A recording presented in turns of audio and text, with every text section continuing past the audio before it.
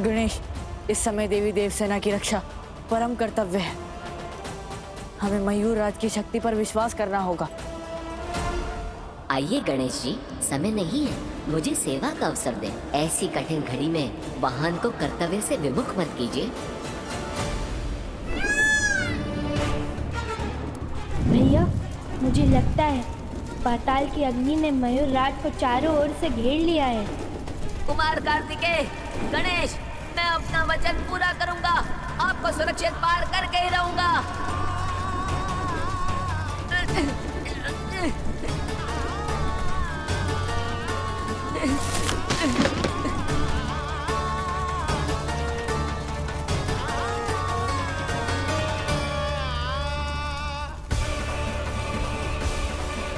स्वामी, क्षमा कीजिएगा। मेरे प्रारब्ध में आपकी इतनी ही सेवा थी। मैं धन्य हुआ कि अपने स्वामी की सेवा में प्राण गए। क्षमा तो मैं मांगता हूँ मयूर राज कि मैं आपकी सुरक्षा नहीं कर पाया। भैया, मयूर राज का बलिदान व्यर्थ नहीं जाना चाहिए। ताड़कासुर ने यह युद्ध रचा ताकि आपकी शक्ति गायब कर सके। देवी देवसेना की रक्षा कीजिए भैया।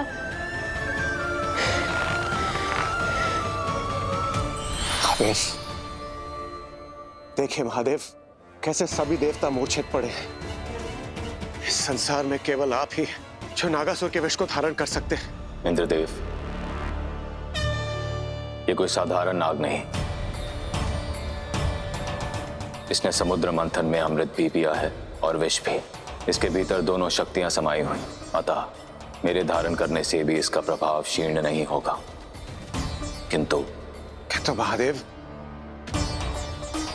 अब पार्वती इसका अंत कर सकती है। अब आपका इस युद्ध में सक्रिय होने का समय आ गया है।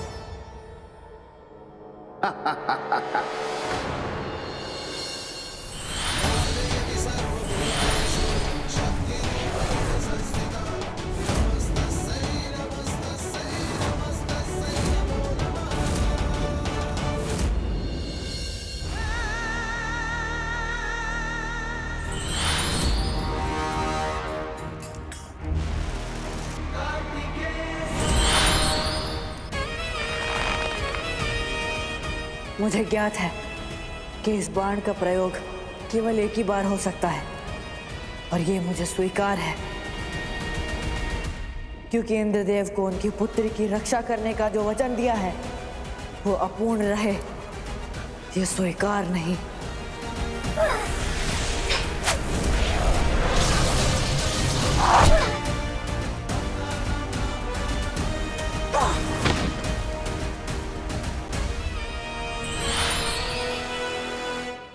मैं तुम्हारे इस रूप से भयभीत नहीं हूं देवी चंडी, बल्कि सच हूं प्रतिकार के लिए। तुम देवों को अपने अहंकार का मूल्य चुकाना पड़ेगा।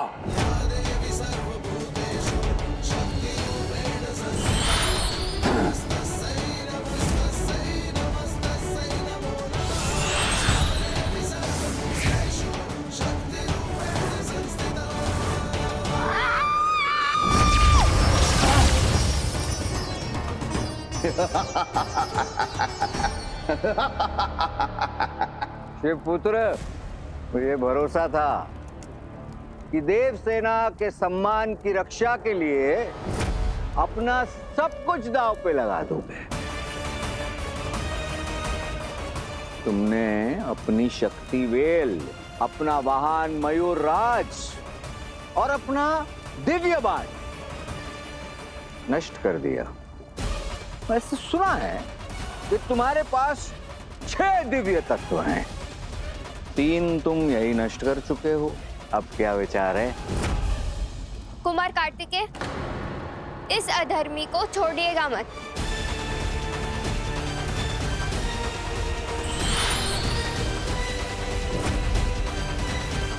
जो कार्य आरंभ किया है उसे शिवपुत्र अधूरा नहीं छोड़ता देवसेना।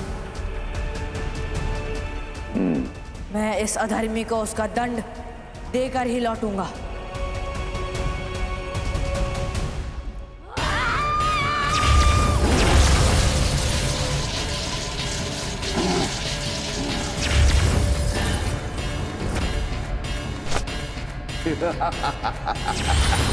कुछ नहीं कर पाओगी देवी चंडी। जब मेरा विष महादेव भी नहीं हर सकते, तो पूरे संसार में ना तो कोई देव, देवी, ना प्राणी में सामर्थ्य है जो मेरा विष हर सके। महादेव, कौन है ये नागासुर और ऐसा क्या है जो ये स्वयं माता चंडी को चुनौती दे रहा है? महादेव, ऐसा कौन सा भेद है जो आप स्वयं नागासुर के विष को धारण नहीं कर पा रहे? नागासुर जन्म से अधर्मी था। वो जलचरों का अधिपति बनना चाहता था। इसके इस घोर अधर्म का दंड समस्त नाग जाति को बना। श्री नारायण के वाहन गरुड़ ने संपूर्ण नाग जाति को संहार कर दिया, पर वो पाताल में भागकर असुरों की शरण में आ गया और अपना जीवन बचाने में सफल हो गया। वहां प्रतीक्षा करता रहा अनुकूल समय आने की, और फिर समुद्र मंथन ने उसका भाग्य बदल दिया। समुद्र मंथन के समय अमृत कलश को लेकर जो असुरों और देवताओं के बीच भयानक युद्ध हुआ, वो तो स्मरण है ना आपको देवराज। उस द्वंद्व के कारण अमृत की बूंदें धरती पर आ गिरी और फिर यह असुर वहीं उस स्थान पर उपस्थित था।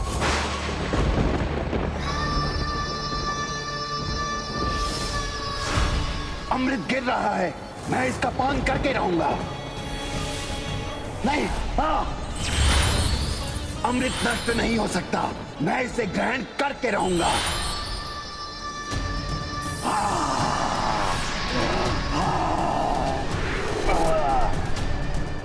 नागासुर ने उन स्थानों को जहां जहां अमृत की बूंदें गिरी थी, उस पूरे के पूरे स्थान को निगल गया, परंतु अमृत का पूरा प्रभाव और अमृत को प्राप्त नहीं कर पाया। पर उन बूंदों के प्रभाव से अमृत के कुछ गुण उसके भीतर समा गए और फिर उसका शरीर मृत्यु से परे हो गया। इसलिए इसका नाश करना अत्यंत कठिन है। किंतु महादेव, इसके भीतर इतना घातक विष आया कहां से? जब समस्त सृष्टि की रक्षा हेतु कालकूट का विष पान किया मैंने, और तब नागासुर ने उस विष की एक बूंद भी ग्रहण कर ली थी। कालकूट के विष के प्रभाव से इसके अंतर भयानक विष प्राप्त हुआ, और अमृत के प्रभाव से यदि इसे कोई मार भी दे तब भी यह पुनः जीवित हो सकता है।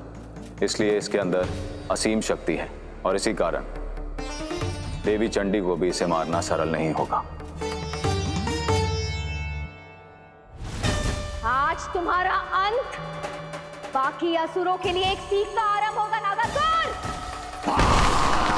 तुम्हारा शव उन्हीं असुरों के पास भेजूंगी मैं, ताकि वो समझे कि अधर्म को सदैव धर्म द्वारा दंडित किया जाएगा, और असुरों को अधर्म का मार्ग छोड़कर धर्म का मार्ग प्रशस्त करना चाहिए।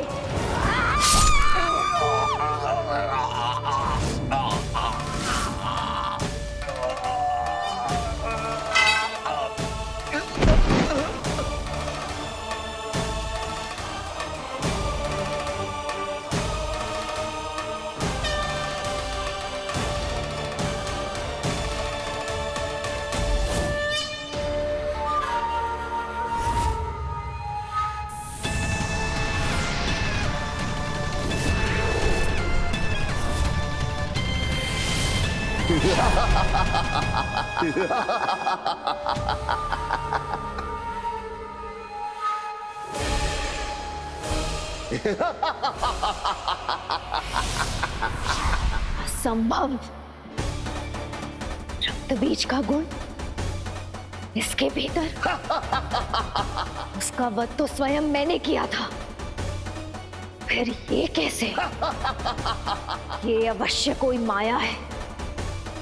इस माया को मुझे भेदना होगा।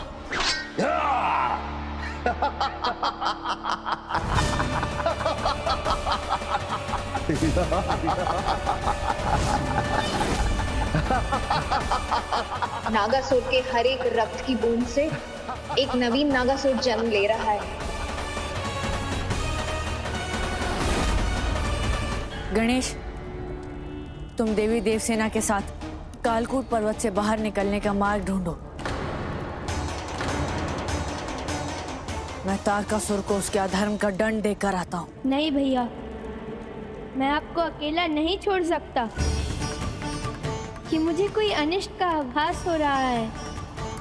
ये तारकासुर अवश्य कोई छल रच रहा है, आपको निरस्त्र करके प्रहार करना चाहता है। आपकी 3 शक्ति लुप्त हो चुकी हैं भैया। अब वो आपको एकाग्र करना चाहता है ताकि वो आप पर प्रहार कर सके। मुझे कुछ नहीं होगा गणेश, अपने अग्रज की आज्ञा मानो। तुम देवसेना को लेके यहाँ से निकलो, मैं इस अधर्म का अंत करके ही लौटूंगा। गणेश जाओ यहाँ से। जी भैया, चलिए देवी।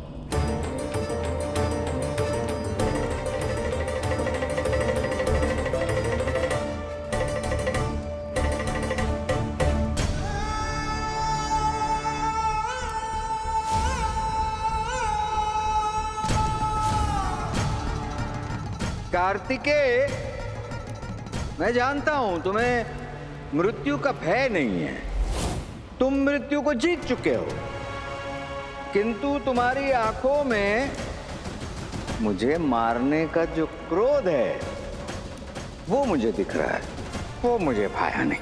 मैं इन आंखों में मृत्यु का भय देखना चाहता हूं, तुम्हारी अपनी मृत्यु का नहीं, किंतु तुम्हारे अपनों की मृत्यु का। इसलिए सबसे पहले मैं इस देवसेना का अंत करूंगा, ताकि इंद्र, विष्णु और सभी देवता वो पीड़ा अनुभव करें जो तुम सबने मेरे माता पिता और दादी को दी थी। जिस पीड़ा का अनुभव मैंने अपने भाई सिंहमकासुर की मृत्यु का सहा है। तुमने सदैव अधर्म का मार्ग अपनाया तारकासुर। जब जब तुम्हें वरदान मिला, तुम्हारे कुल में जिसे भी वरदान मिला, उसका तुम सबने सदैव अनुचित उपयोग किया। सृष्टि में आतंक फैलाने के लिए अपनी शक्ति का दुरुपयोग किया। तुम्हें ये तो स्मरण है कि तुम्हारे कुल पर क्या अत्याचार हुए, किंतु तुम्हें ये स्मरण नहीं कि तुम्हारे असुर कुल ने कैसे संतुलित अव्यवस्थित करने की चेष्टा की।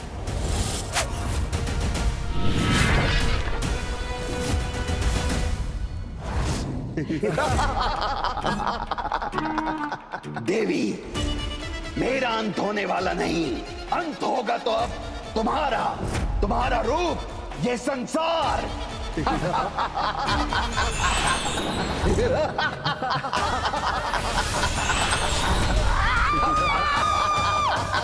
रुकिए देवी, ये रक्त बीज के कुल का है, इसके अंत का एक ही मार्ग है। आपको इसके रक्त की बूंद को धरती पर गिरने से रोकना होगा। जिस प्रकार आपने रक्त बीज के रक्त की बूंद गिरने नहीं दी थी, ठीक उसी प्रकार आपको नागासुर के रक्त की बूंद को धरती पर गिरने से रोकना होगा, तभी आप विजयी होंगी।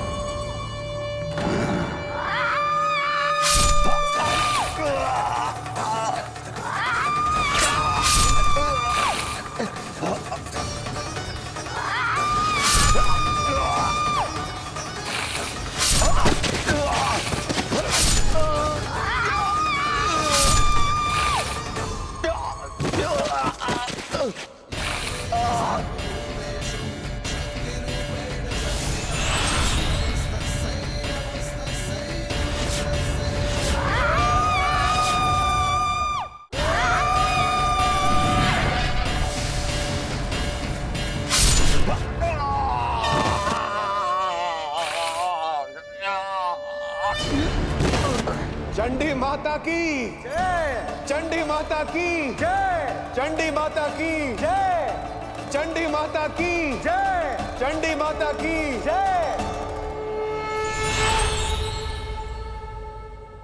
महादेव, नागासुर का तो अंत हुआ, तो नागासुर के विष से जो देवता अभी भी मूर्छित है, उन्हें पुनः चेतना में कौन लाएगा प्रभु? इंद्रदेव, इनके विष को हरण करने के लिए केवल एक ही शक्ति है, और वो है स्कंदमणि की शक्ति। पर वो तो कुमार कार्तिकेय के पास है, उनके 6 तत्वों में से एक तत्व। इंद्रदेव, ये संदेश कुमार कार्तिकेय तक शीघ्र पहुंचाइए। जो आज्ञा प्रभुदेव। पुनः अधर्म का मार्ग अपनाया।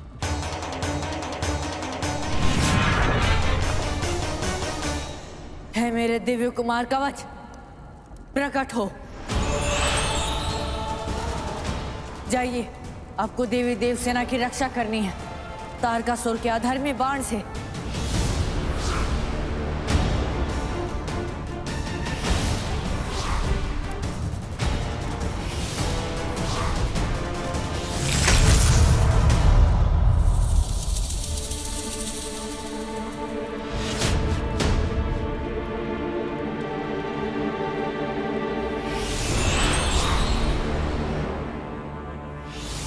मेरी योजना पूर्ण हो गई कार्तिकेय। तुम्हारे जो 6 तत्व थे, उनमें से 4 तत्व मैंने खंडित कर दिए।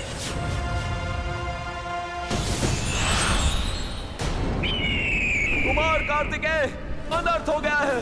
नागासुर ने सभी देवों को मूर्छित कर दिया है, सबके प्राण जाने को हैं।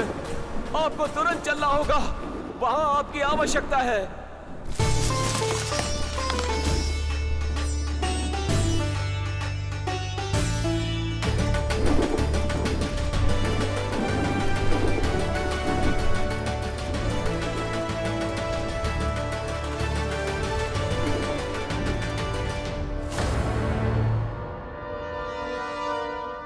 मेरे पुत्र लौट आए महादेव, किंतु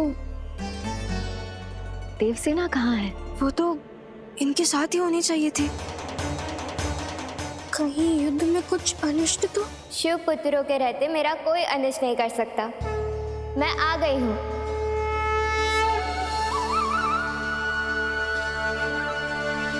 देवसेना पुत्री, तुम ठीक हो ना? कुमार के रहते मेरा कोई अनिष्ट नहीं कर सकता। मैं ठीक हूँ माता।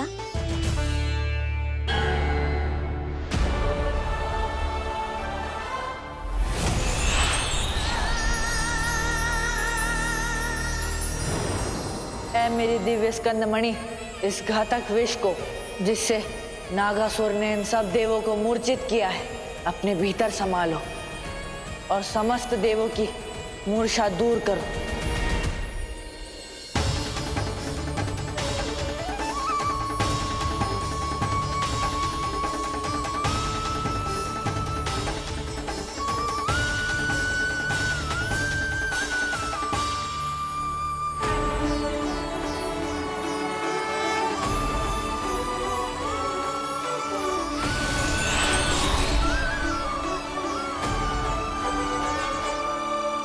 देव सेनापति कुमार कार्तिकेय की जय। देव सेनापति कुमार कार्तिकेय की जय।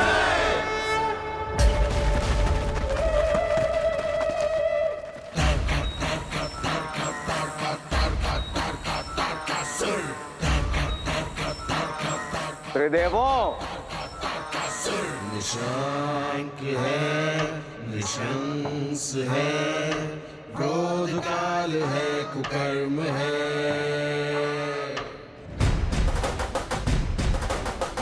आपको क्या लगा था मैं इतना कायर हूं कि देवसेना का हरण करके ले जाऊंगा? सामने आकर युद्ध नहीं लड़ूंगा, कदापि नहीं। क्योंकि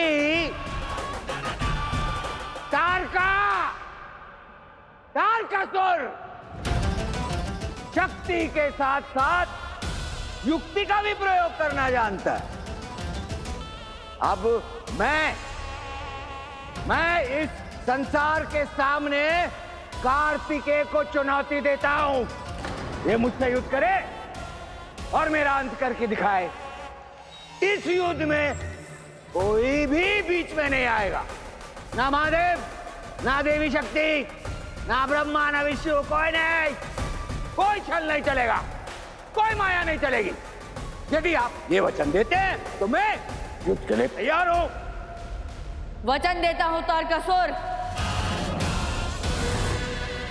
किंतु तुम भी वचन दो कि तुम भी किसी को हमारे मध्य नहीं लाओगे।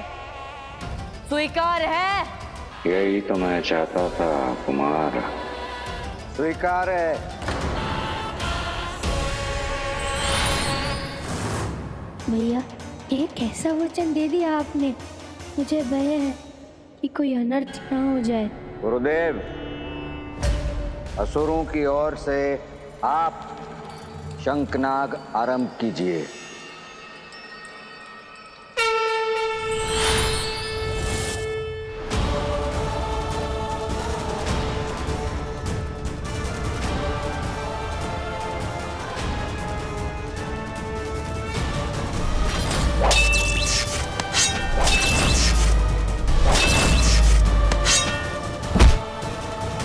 कुमार,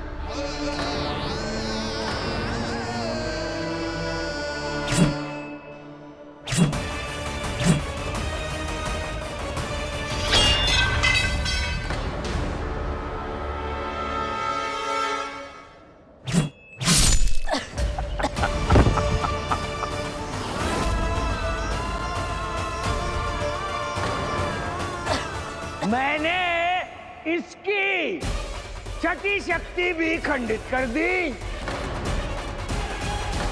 इसने 6 शक्तियों के रूप में जन्म लिया था। मैं इसे 6 अंशों में खंडित करके इस पूरे संसार से मिटा दूंगा।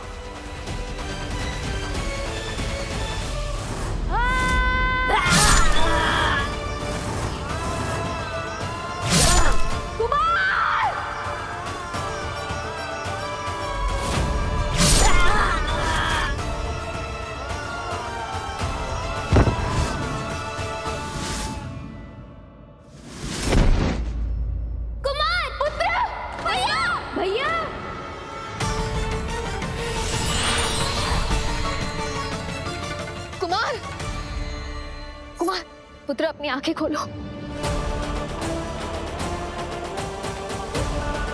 पुत्र, आंखें खोलो ना। कुमार, अपनी माता को उत्तर दो। पुत्र, कुमार। महादेव, देखिए ना कुमार को क्या हो गया। शोक त्याग दो त्रिदेव, विष्णु, ब्रह्मा, महादेव, मैं आप तीनों को चुनौती देता हूं। आओ, अन्यथा स्वीकार करो मुझे अपना विधाता, इस संसार का नया ईश्वर।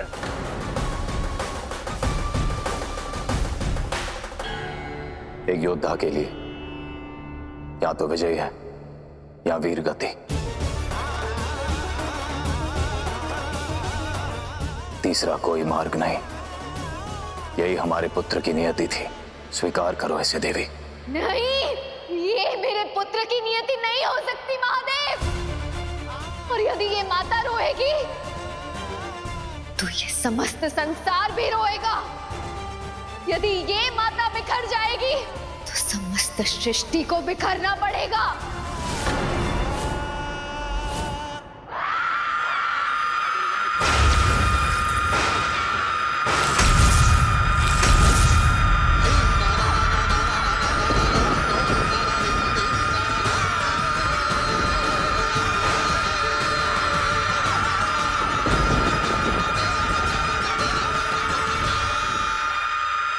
देवी, कृतिकाओं ने तो केवल कार्तिकेय को पाला है, किंतु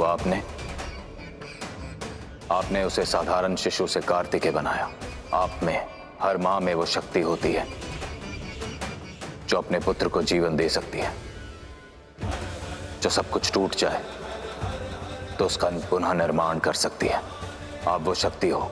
अपने अंदर की वो शक्ति को जगाइए, अपने पुत्र को नया जीवन दीजिए और उसकी 6 शक्तियों को पुनः स्थापित कीजिए जो खंडित हो गई हैं।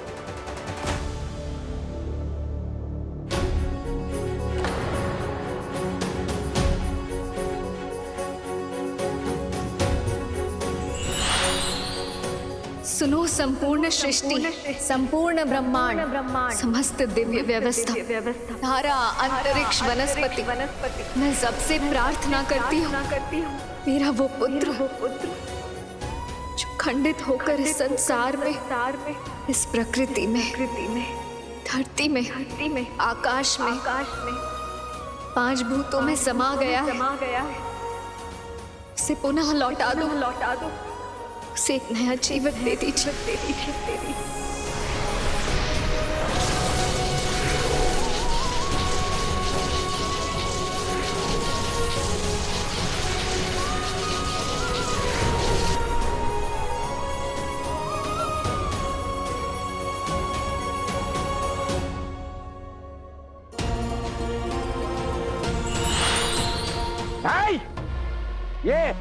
ये संभव नहीं है।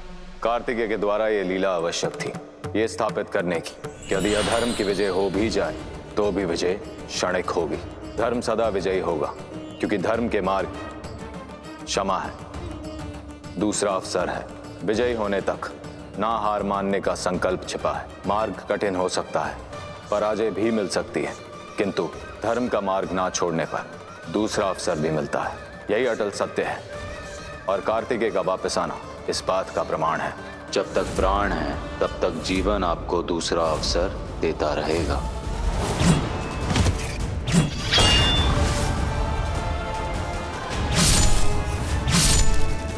ये कोई साधारण वेल नहीं है तारकासुर, ये मेरी मातृ शक्ति है, ये मेरी माता का आशीष है, और एक संतान को मिले माता का आशीष से बड़ा अस्त्र कोई नहीं।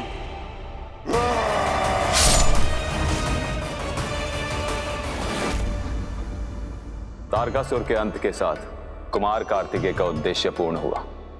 कार्तिकेय के बल और गणेश की बुद्धि को यह संसार सदा स्मरण रखेगा। कुमार पुत्र, मुझे तुम पर गर्व है।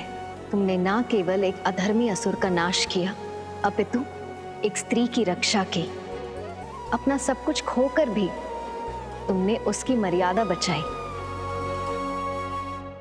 आने वाले समय में मेरी मानस पुत्री देवसेना और कुमार कार्तिकेय का पवित्र वैवाहिक संबंध स्थापित होगा।